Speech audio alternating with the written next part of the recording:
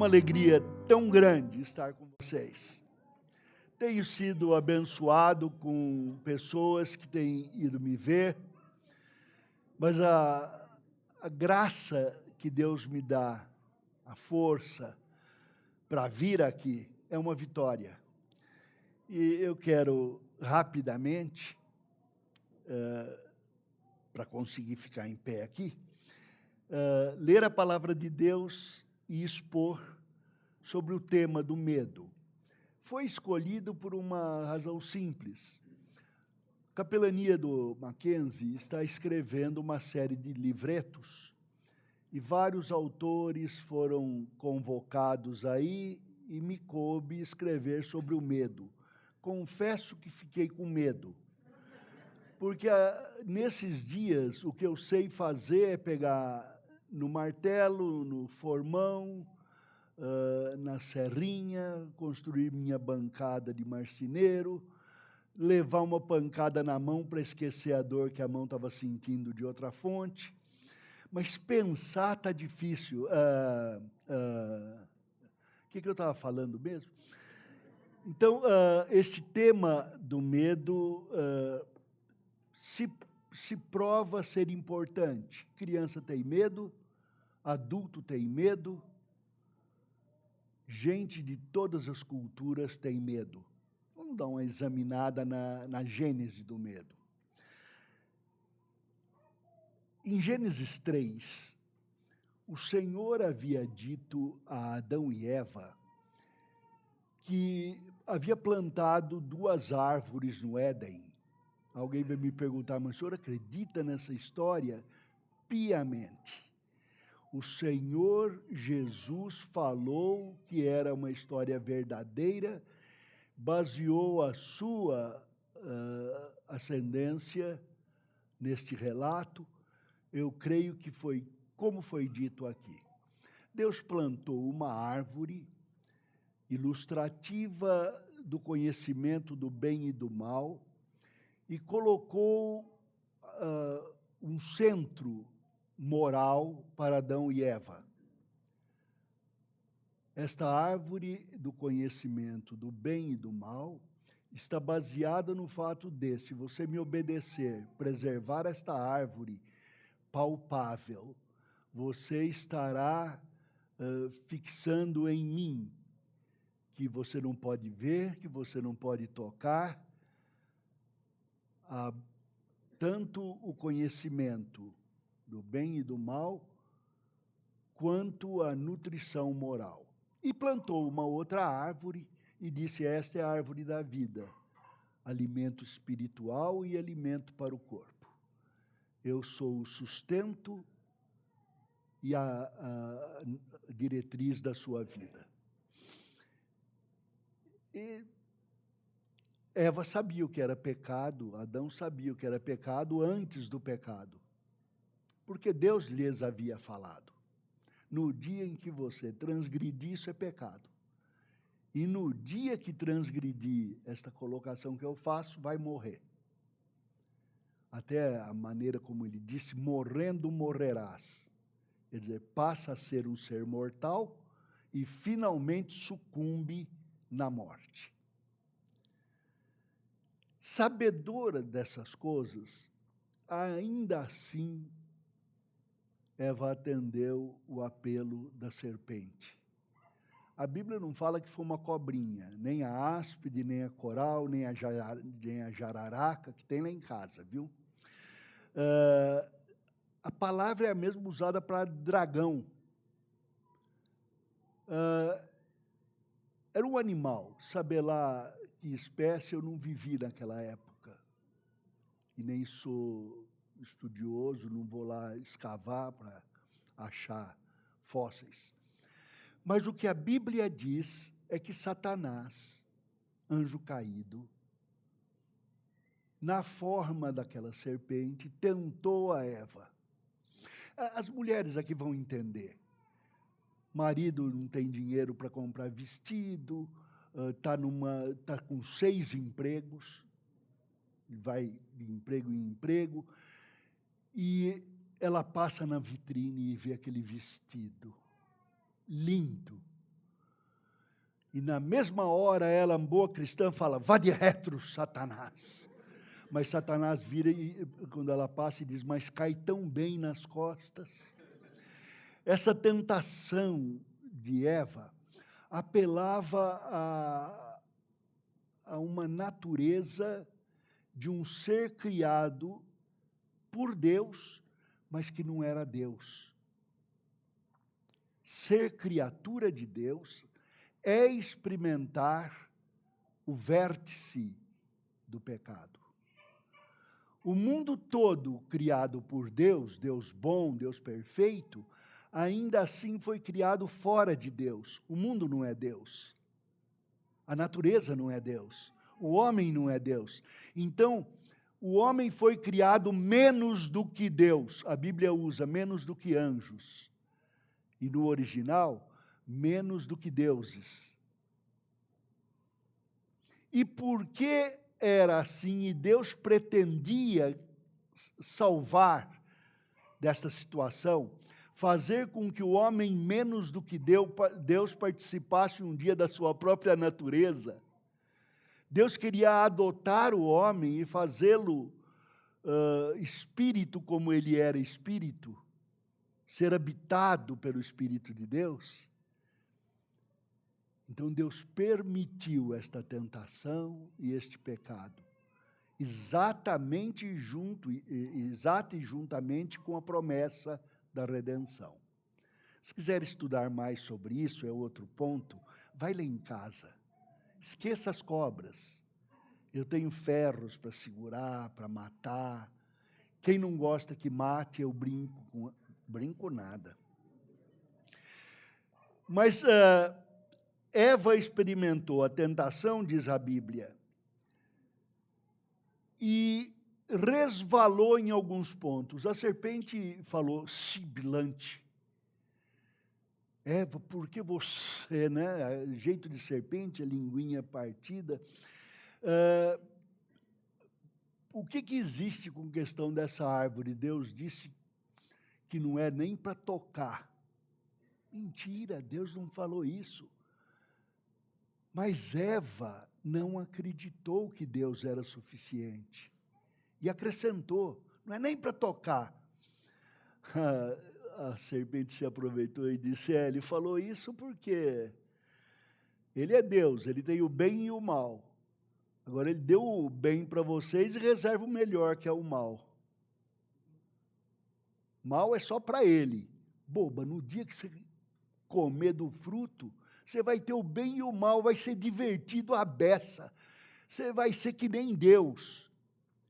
E a tonta acreditou, porque na verdade tinha uma insatisfação, que a gente vai ver. Aí, eu não sei aonde que Adão estava. Ele devia estar lá com ela, devia ter orado de manhã com ela. Eva, vamos fazer cultinho doméstico. Não chama de cultinho doméstico, viu? É culto a Deus, fala cultão doméstico. Vamos orar, eu vou orar por você, você ora por mim, vamos orar pelos filhos que vão nascer. Aí ela virou e falou, que é isso? Você nem perguntou se queria? Se ele tivesse nessa proximidade, teria resguardado.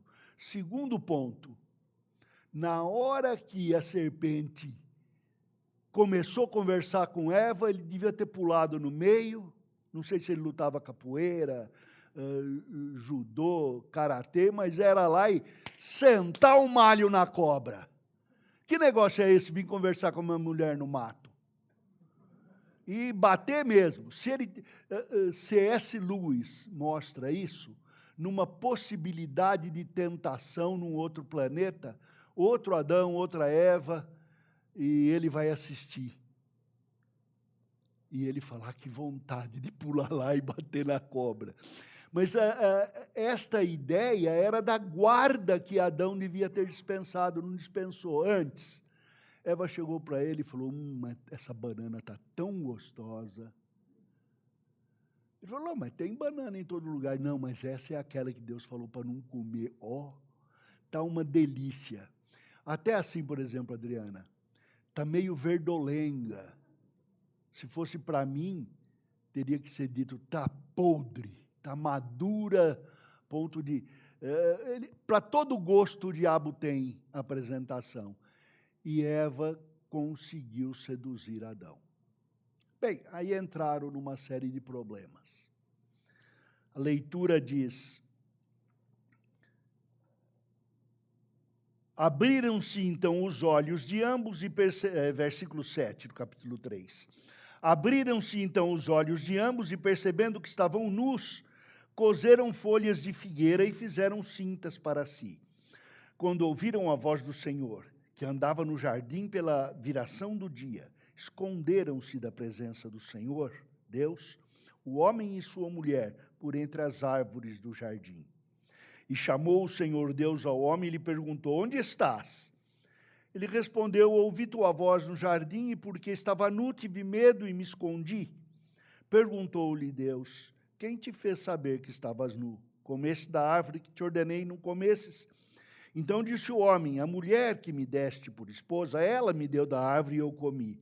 Disse o Senhor Deus à mulher: que é isso que fizeste? Respondeu a mulher: a serpente me enganou e eu comi. Então o Senhor disse à serpente: visto que isto fizeste, maldita és entre todos os animais domésticos, e o és entre todos os animais selváticos. Rastejarás sobre o teu ventre e comerás pó todos os dias da tua vida. Porém, inimizade entre ti e a mulher, entre a tua descendência e o seu descendente. Este te ferirá a cabeça, e tu lhe ferirás o calcanhar. E a mulher disse: multiplicarei sobremodo os sofrimentos da tua gravidez. Em meio de dores darás à luz filhos. O teu desejo será para com o teu marido, e ele te governará. E a Adão disse: viste que atendeste à voz da tua mulher, e comeste da árvore que eu te ordenara não comesses. Maldita é a terra por tua causa, em fadiga obterás dela o sustento durante os anos da tua vida. Ela produzirá também cardos e abrolhos, e tu comerás a erva do campo. Do suor do teu rosto comerás o teu pão, até que tornes à terra, pois dela fostes formado, porque és pó e ao pó tornarás. Até aqui. O medo é um sentimento basicamente positivo. Existem outras coisas que nós tratamos como negativo e que devia ser tratado num aspecto também positivo. Por exemplo, a ira. A ira é uma coisa muito boa, Deus se ira. Nós devíamos nos irar quando a coisa está errada. Eu, por exemplo, quando pisam no meu pé, me vem uma ira e é isso que me faz tirar o pé. Atualmente eu estou tão irado que eu nem ponho o meu pé para você pisar.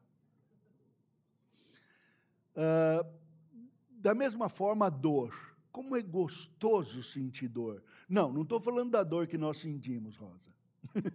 Nem da dor que muita gente sente. Eu estou falando, é bom conhecer a dor para a gente evitar certos problemas. Por exemplo, dar martelada na mão. Você está trabalhando com o formão, mas está fraco. O movimento repetitivo do martelo começa a torná-lo pesado. E, de repente, pam, na mão. Você tem que pensar alguma coisa boa para não falar palavrão. Então, você pensa, que bom, uma dor maior do que a que eu já estava sentindo. Uma dor de fechar a mão. Mas é bom você evitar que o martelo bata. O medo da dor faz você mirar no olho, no cabo do formão. É bom, por exemplo, não mexer muito com a sua mulher. Se você gosta de dormir, não mexa com ela, porque ela te põe óleo quente no ouvido quando você estiver dormindo e dói. É brincadeira, mas ninguém vai pensar que a Beth faz isso. Mas é bom você não assolar leão com vara curta. Patada dói. Então, o medo previne que você entre em situações que vai danificar sua vida. Aspecto físico, aspecto não visível, interior. Assim, o medo tem o lado positivo. E começa, por exemplo, com o temor do Senhor. Se tivessem temor do Senhor, medo de Deus, Eva não teria ido por aquele caminho. Quando eu estou examinando minha vida, ou lá em casa, orando com a Beth, ou com os filhos conversando, e a gente está resolvendo algum caso, eu tenho uma pergunta: o que é que te para? Uma vez eu fiz essa pergunta numa igreja no interior do estado de São Paulo, e uma mulher falou: o que me para é o medo de ficar sem dinheiro. O que para meu marido é a visita de um presbítero. Mas é verdade. O casal, às vezes, está naquela briga, como disse o nosso caipira: vai para o norte, eu vou para o sul. Brasil é pequeno para nós dois, né? Aquela tá de arrancar o cabelo do careca, e nessa hora alguém bate a porta. O marido vai lá, zangado: quem é esse que está me enchendo agora? Na hora que abre a cortina e vê lá fora, está o pastor e um presbítero. Movimento primeiro, ela arruma o vestido, passa a mão no cabelo, vê se a maquiagem não está escorrendo e sorri. E olha para o marido e fala: presbítero fulano e o pastor. O marido, na mesma hora, ajusta a calça, olha para ela e fala: deixa que eu atendo, querida. E no caminho para a porta ele acalma, vira santo. Não é verdade? Toda vez que eu peco, tem um bandido crente que vê. Não dá nem para pecar sossegado. Você está aqui em São Paulo, uma cidade onde todo mundo é anônimo, no shopping de não sei o que lá, no fim de não sei onde. Você peca, tem um presbítero por perto. Pode ser de outra igreja, mas ele vê, olha e fala: olá, como vai? Você fala: na graça de Deus. E é essa dependência. Medo é bom, medo de pecar, medo de ofender a Deus. Outros medos, por exemplo, um medo que eu tenho e que todo mundo dá risada: medo de altura. Eu não tinha. Quando era menino, fazia uma besteira, escalava prédio. Então, tinha aquelas construções da Igreja Católica, aquelas torres, eu gostava de subir pelo madeirame e tal. Um dia, não sei porquê, não sei o que aconteceu, passei a ter medo. Atualmente, quando eu subo numa escada um pouco mais alta, minha perna fica sem peso e fraca e minha cabeça fica pesada. Mas que gostoso ter esse medo. Naqueles prédios enormes, já tive em alguns aí, as pessoas chegam e olham lá para baixo, acham bonito. Eu não. Até em filme o Davi fala: ó pai, olha o filme. Para quê? Ser viciado em TV? Ficar olhando a altitude de prédio? Avião não dá medo. Não dá? E aqueles aviãozinhos pequenininhos lá, quando estávamos na Amazônia, sobrevoando a tempestade, o avião começou a ser jogado de um lado para outro. Eu olhei, Beth desmaiada, Davi gritando. Eu olhei para o piloto e ele sorrindo, e me acalmou. Quando descemos, que conseguimos vencer a tempestade, lá entre os índios, eu falei: olha, se eu não tivesse visto você sorrindo, eu teria apelado. Ele falou: é meu tique nervoso. Medo de altura impede que você pule do prédio de 10 andares sem paraquedas. Medo é bom. Medo de cobra te mantém à distância, tratamento só com pedaço de pau, uma forquilha, você não fica aí brincando com o perigo. Então, o medo previne que você entre em encrenca. Agora, quando transgredimos o positivo, a palavra de Deus, como Eva transmitiu, todas essas coisas transtornam. A ira vira raiva, a dor vira maldição, e o medo vira escravizador. Esta foi a questão aqui. Onde estás? Era fim do dia, passagem para o outro dia. Deus passou para bater o papo diário, vinha lá conversar com os filhos amigos que ele criara, e de repente, Adão,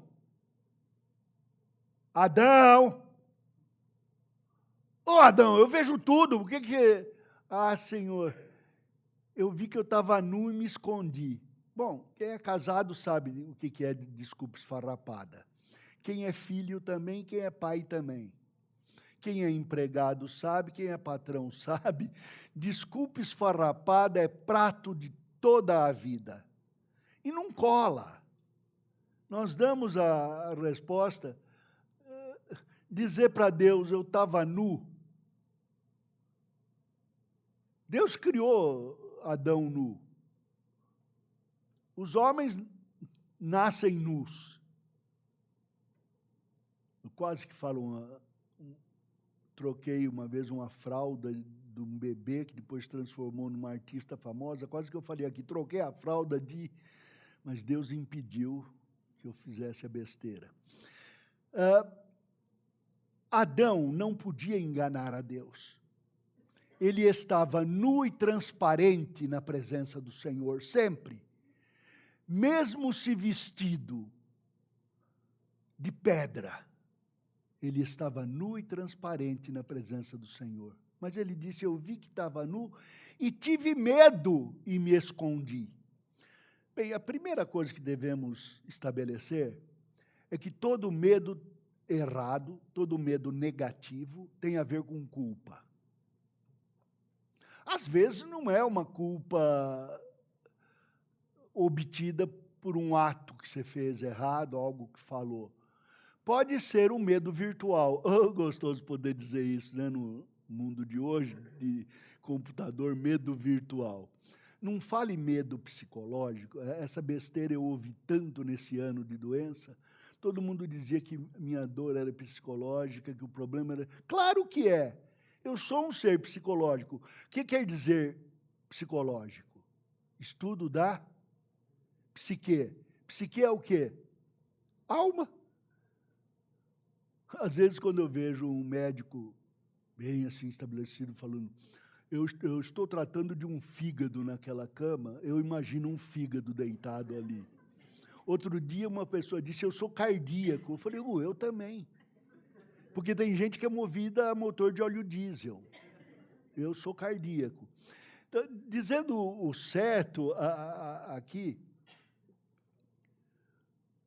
Adão sentiu uma culpa por algo que foi feito, algo que ele fez.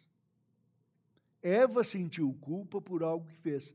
Mas nós hoje podemos ter uma culpa de algo que não foi feito.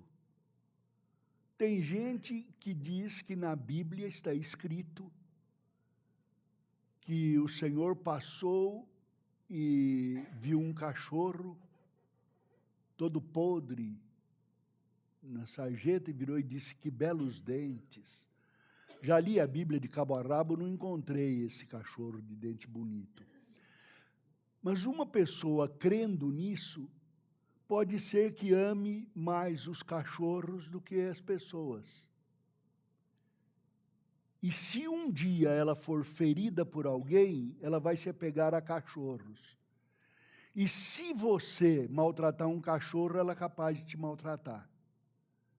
Esta pessoa está envolvida numa crença e tem culpa porque vive uma crença errada e gera culpa por transgredir a crença errada. Nós somos complicados nesse sentido. Por exemplo, a Bíblia diz que a mulher tem de ser escrava do marido. Não usa essa palavra, mas usa a palavra submissão como escravidão. E vive desse jeito achando que a Bíblia está mandando isso mesmo. Quando a Bíblia não se refere à escravidão, antes diz que Deus nos libertou de toda escravidão que não seja a escravidão ao amor de Deus. Se esta mulher vive como escrava do marido e adorando o marido, ela já criou um problema de desobedecer a Deus e não temer a Deus. E criou um segundo problema, porque ela não vai conseguir ser submissa. O marido fala para ela: meu bem, está dormindo?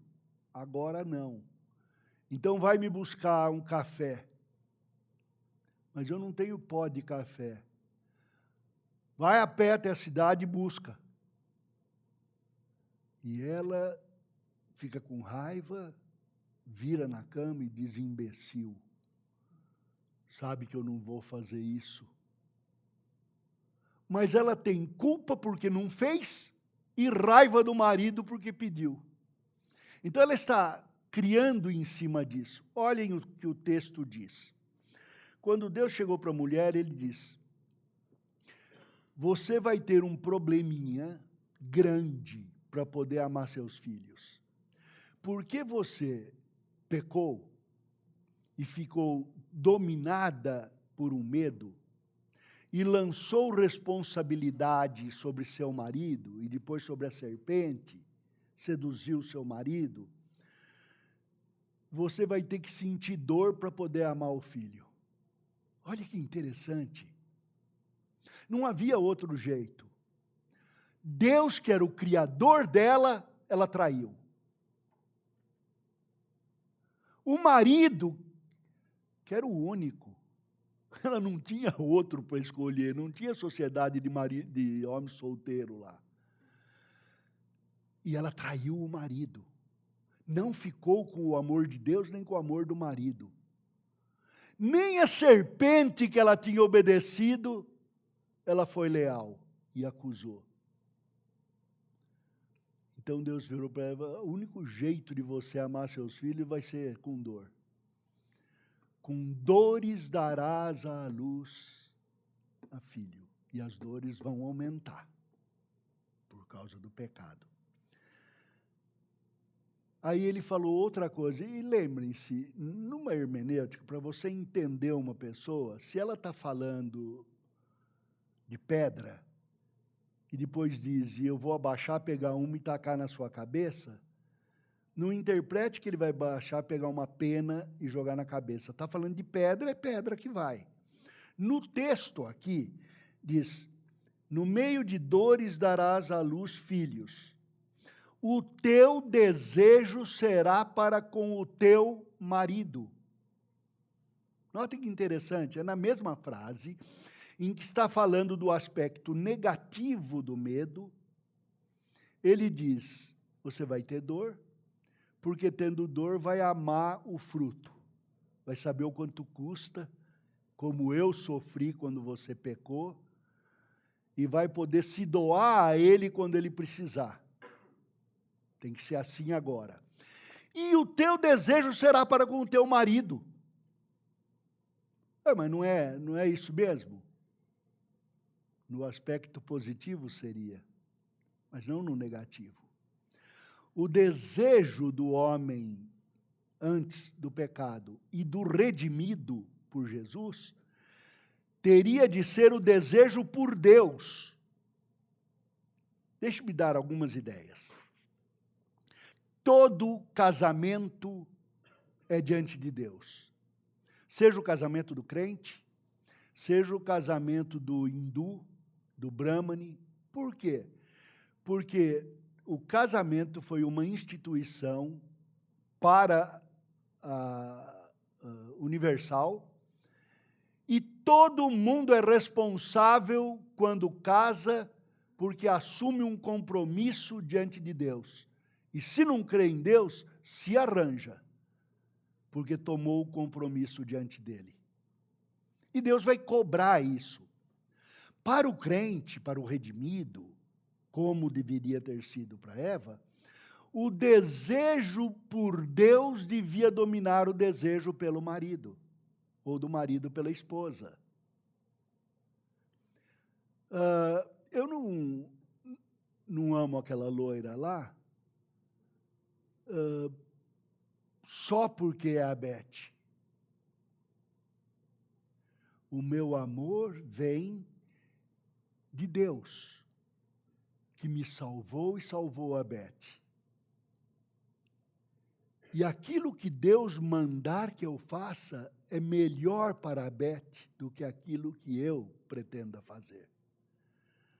É o desejo por Deus que me dá todos os desejos pela mulher da minha mocidade. Com isso, eu não estou querendo dizer que nós dois somos mocinhos, não, viu? Eu já passei dos 60, faz tempo. Enquanto eu conservar meu desejo por Deus, desejo é diferente de amor, é um aspecto, porque ele é mais ligado à necessidade do que à expressão.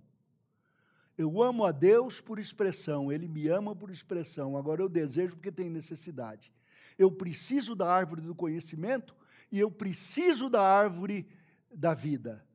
Eu preciso nutrir meu ser interior, moral e meu corpo. Eu desejo Deus. É Deus que me dá cajamanga da melhor. É Deus que adoça os frutos da minha vida. É Deus que adoça minhas dores, minhas fraturas. É Deus que adoça os meus percalços. Então eu desejo Deus, e Eva devia ter desejado a Deus. Mas ela mudou. Ela mudou o desejo dela para o marido, tanto para responsabilizá-lo, para culpá-lo da situação em que ela estava, quanto depois você nota na Bíblia a mulher não querer ser solteira, ter ganas de casamento. Eu conheci uma moça com 11 anos que disse: pastor, o que eu faço para ter certeza que eu não vou virar solteira? Eu falei: virar solteira? Nota que até o vocabulário muda. O único jeito que eu conheço de virar é a pipoca, que você joga o milho, quando aquece, ela dá um pulo e vira do avesso. Virar solteira? Falou: não, eu não quero ficar para titia. Não existe isso. Nossa cultura de pecado, nossa cultura pós-pecado, só valoriza alguém se ela cumprir um objetivo social. Hoje o desejo não está em casar, está em juntar. Senhor, arranja alguém para juntar comigo. Um cara que não tenha compromisso. É gozado porque é a situação do desejo hoje. Mas foi desviado de Deus para o homem. E o desejo pelo homem frustra. Assim como o desejo por mulher frustra também. Para que você quer casar? Para casar, ué, você não sabe o que tem no casamento? O que tem no casamento? Tem sogra. Brincadeira. O teu desejo será para com o teu marido, não mais com Deus. Não é o desejo por Deus que vai liderar seus gostos, mas o seu gosto vai liderar. E daí disse a ela ainda: e ele te governará. Ué, mas não é isso mesmo? O homem não é o líder? Mas a Bíblia diz que o homem não é senhor de escravos. Eu não vou falar muito aqui, mas leiam um livro que eu escrevi que se chama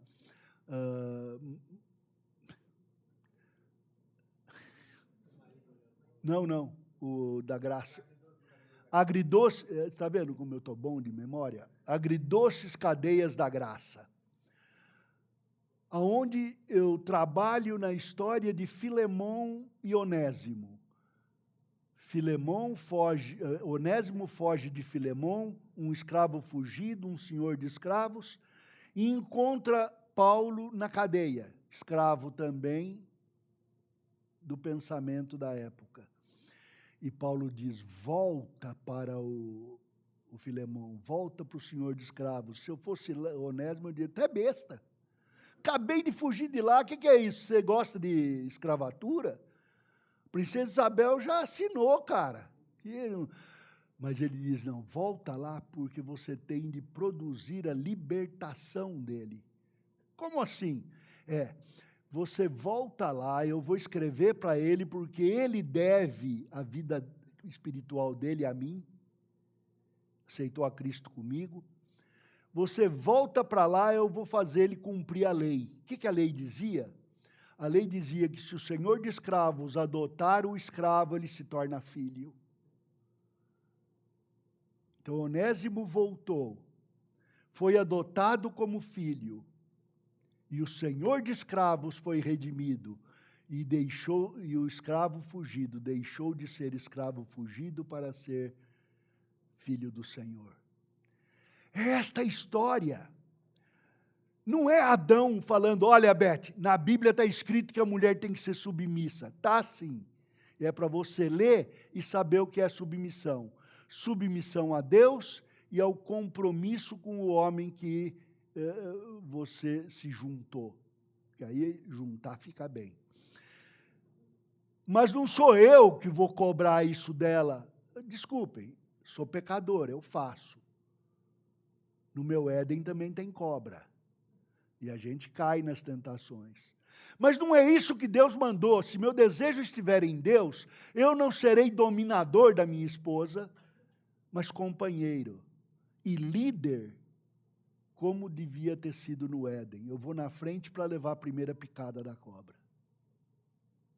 Hoje não dá, ela corre mais do que eu, tal, mas é esta atitude de ser o forte para aguentar a pancada, mas ser o fraco para reconhecer que ela é minha igual.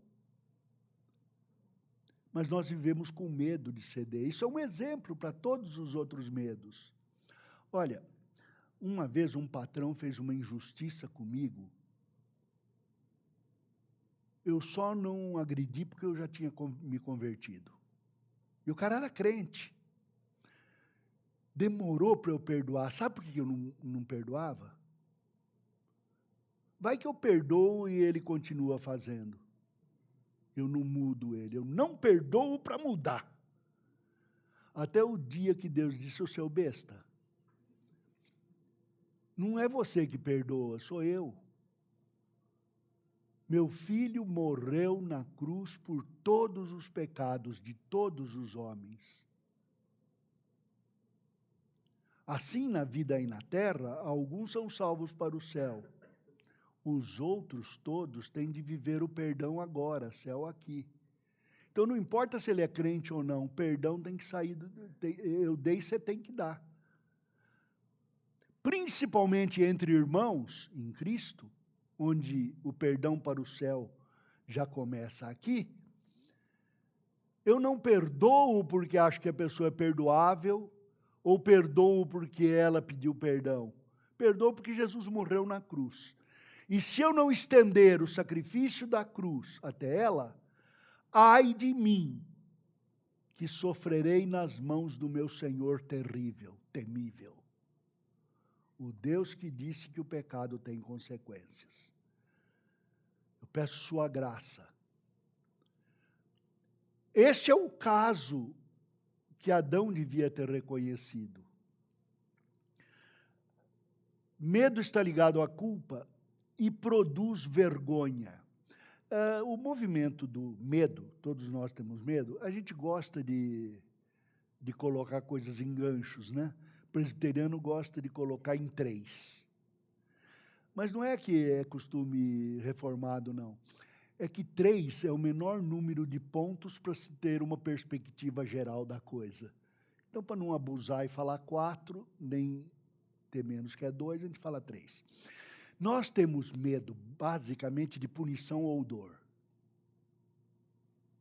E medo que significa para cada um coisas diferentes. Por exemplo, para alguns passar vergonha pode parecer punição. Para outros, passar vergonha pode parecer rejeição. Rejeição é o segundo medo. Nós temos medo de sermos rejeitados. Por isso que você passa maquiagem. Você vai na frente do espelho e se enfeita. Porque as outras mulheres vão rir, você vai passar vergonha, vai se sentir rejeitada. Brincadeira, né? Você é linda de qualquer jeito. Homens têm tanto medo de rejeição que tem alguns que nem se aproximam, que tem certeza que a gente não vai gostar dele. Eu sou um deles. Eu fico longe. Num certo teste psicológico para analisar relacionamento, muito usado em firmas, relacionamentos humanos, tem uma expressão, now you see me, now you don't. Agora você me vê, agora não. E eu sou assim. Eu prometo muito. Vai lá em casa que tem cafezinho. E quando vai, eu sirvo uma xícara só. Não é não. Mas a minha atitude é de prometer muito e liberar pouco. Por quê? Agora você me vê, agora não. E eu libero pouco porque eu tenho medo de que você não vai gostar. Então, esse medo de punição ou dor, este medo de rejeição, é acrescido de um outro medo, medo de falha. E falha também significa coisas diferentes para cada um. Às vezes você sai de uma firma, sente que falhou, outras vezes a firma não presta e você é colocado como presidente dela, então você acha que falhou. Moralmente eu falhei, tenho vergonha de dizer que trabalho naquela firma. Então, são sentimentos variáveis. Uma pessoa quer controlar tudo, tem medo de punição. Uma pessoa quer agradar todo mundo, tem medo de rejeição. Uma pessoa quer ter sucesso, tem medo de falha. Então, isto revolve o nosso coração, esse medo. Para Adão, o Senhor disse, visto que atendeste à voz da tua mulher e comeste da árvore que eu te ordenara não comesses, maldita é a terra por tua causa. Vou falar novamente da Beth, não é porque eu só fico falando dela, que eu não vou falar da sua mulher.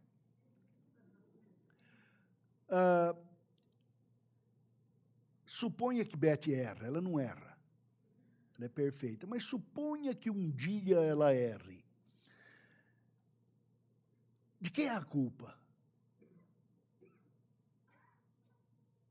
Olha, eu não sei, mas eu sei que eu não posso responsabilizá-la porque foi eu que causei o casamento. Eu que prometi ser fiel a ela. Ela não prometeu, mas isso é com ela. Estou falando que meu desejo diante de Deus me faz voltar-me a Ele e assumir. A terra está desse jeito por minha culpa. Se Beth pecou, talvez tivesse, porque ela ficou sozinha, por que eu não estava lá? Talvez eu não tenha orado com ela de manhã. Talvez eu tenha deixado ela frustrada. O negócio é que eu não posso fazer a parte dela, nem fazer a parte dos outros, eu tenho que fazer a minha diante de Deus. E sabendo que uma realidade é certa. Beth não vai responder do jeito que eu quero, assim como quando eu planto flor e nasce picão lá em casa. Não adianta você vir me dizer que picão é chá para quebrar pedra, que eu não acredito. Espinho, pega na perna. A vida é dura. Sei que Beth é cristã e logo ela vai se arrepender. Tem gente aí que demora mais. Alguns minutos para um, algumas horas para outro, semanas para outro, às vezes anos para outros. Se é crente, um dia volta e se arrepende. Mas a vida é assim mesmo, eu tenho que reconhecer essa realidade. No entanto, é uma realidade com esperança. Porque daí Deus diz, com o suor do teu rosto, vai lavrar a terra e obter o fruto. A vida é dura para os fracos. Para nós, ela tem de ser enfrentada. É com enxada na mão. Vencer o medo é trabalhar. Se eu atualmente está difícil de escrever, a turma fica cobrando lá em casa, de receber gente, às vezes a mente não está muito boa. Mas tem de trabalhar, tem que fazer alguma coisa. Tem de mexer com as mãos, tem de construir, porque o trabalho gera fruto. E olha, casamento dá trabalho. Coisa mais difícil é manter comunhão espiritual. Eu estava aí hospitalizado, tinha um anjo do meu lado, saí, fui para casa, para tratamento em casa, o anjo ficou do meu lado, e eu orava dia e noite, e orava com ela e por ela, e sozinho. Depois que eu fiquei bem, no começo eu aprendi a lição, eu estava no movimento aí livre. Qualquer coisa eu pedia para orar, chamava e tal. Agora já começou a ficar meio do fraco e preguiçoso. Tem de lembrar, se não orar antes do almoço, vai passar o dia e não vai orar junto. Porque é certo, o homem é pecador, tem serpente no jardim da gente, as tentações são muitas, mas é na dureza de cavar o solo do coração que o homem e a mulher dispensam cuidado, desejo e trabalham nisso. Para mim não há nada mais prioritário, grave, do que esse cuidado. Os outros trabalhos não produzem o fruto que o trabalho em casa produz. E é ele que me prepara para o trabalho fora.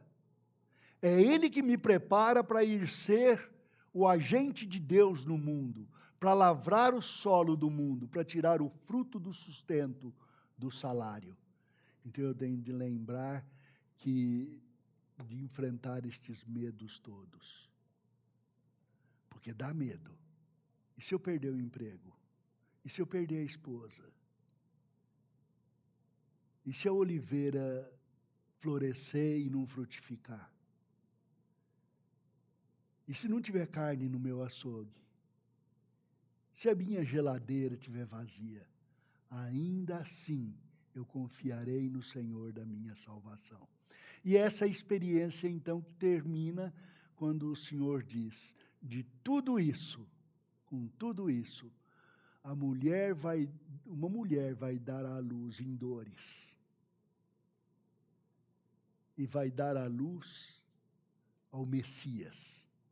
Seu descendente será meu descendente. Como disse Davi, disse o Senhor ao meu descendente. Falava de Jesus.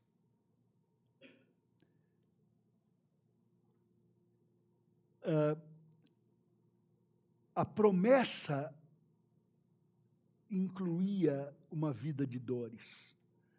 O Senhor Jesus foi homem de dores, como disse o Velho Testamento na profecia, homem de dores e que sabe o que é padecer. E o autor de Hebreus disse que neste padecimento ele criou mais afeto, mais amor. Maria deu à luz numa manjedoura e viu seu filho no alto de uma cruz. De madeiro a madeiro, ela passou por uma vida de alegria e de dores, sustentando seu desejo de bem-aventurada nas mãos do Senhor. Deus nos chama hoje a passar pela mesma experiência. Somos bem-aventurados.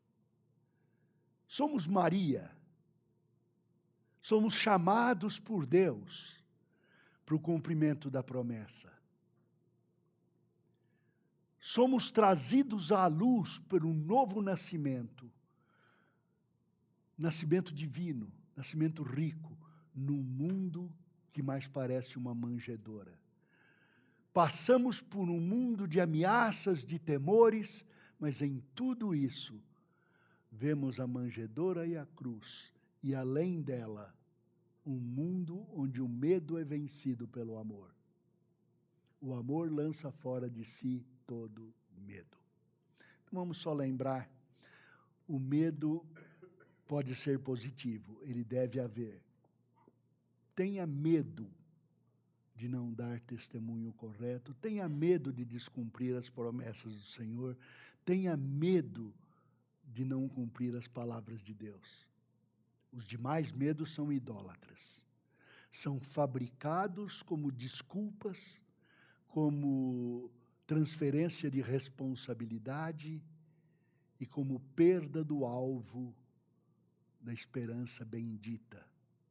A esperança de que no meio da tristeza o Senhor nos conduz em triunfo e nos torna vitoriosos.